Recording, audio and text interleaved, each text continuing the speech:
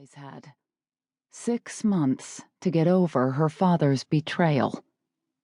6 months for her to forget that she had made a powerful enemy. And now, this demand. It came one day after he'd made contact for the first time, a call to her cell phone from an untraceable number. She knew what he looked like. Rocco Amari was famous, the media's favorite businessman playboy. He had model good looks, shiny cars, shinier girlfriends. Basically everything you needed to capture the attention of the public. She had seen him before in print images, but she had never heard his voice.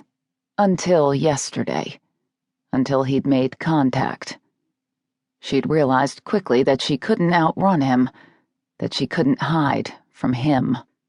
Not without pulling up stakes and disappearing into the night, leaving her little apartment, her restaurant job, her small group of friends, becoming a vapor, as she'd been in her childhood.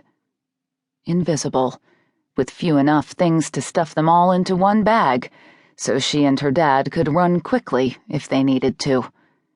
Then her dad could drop her at her mother's for a while, at a moment's notice. No, she hadn't been able to face becoming that person again. A ghost in the human world, never allowed to touch anything, never allowed to be a part of anything.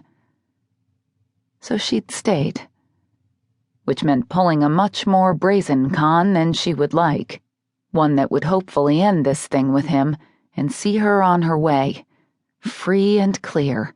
She had to go to him, convince him of her innocence.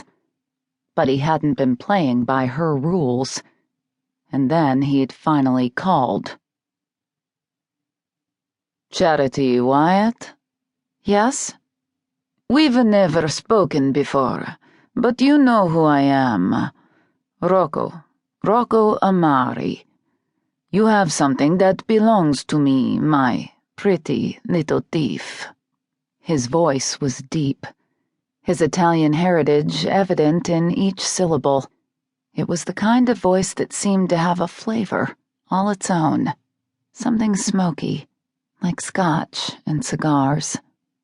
It curled itself around her throat, made it difficult for her to speak. "I am not a thief," she said, injecting a note of ringing conviction into her voice. "My father is a con man, and he—" "And you are his accomplice," he said, the certainty in his voice squashing the false ring of conviction in hers. "I need to explain. He lied to me. I didn't know what I was doing." Yes, very nice. Hysterical cries about your innocence. However, I find myself unmoved." She bit her lip, trying to force herself to feel persecuted, to call up everything she'd felt when her father had left, so that he could hear a truth that wasn't there. "But I didn't mean to steal anything from you." "And yet, I find myself short $1 million. And your father is nowhere to be found. Things must be made right." "If I could get hold of my father, I would see that he returned the money," even though she knew it had been put into other assets by now. "But you can't get hold of your father, can you?" No, she couldn't. Even if she could, she doubted he'd be on hand to bail her out of trouble by putting his own neck on the chopping block. He'd left her to deal with this on purpose. "However," Rocco continued, "I find that I have a suggestion for you. A deal." "A deal?" "Yes, but I do not discuss important business on the phone. You will receive instructions tomorrow. Follow them, or I will change my mind. And I will press charges. And you, Miss Wyatt, will spend quite a few years in jail for fraud and theft." And that was how she found herself here.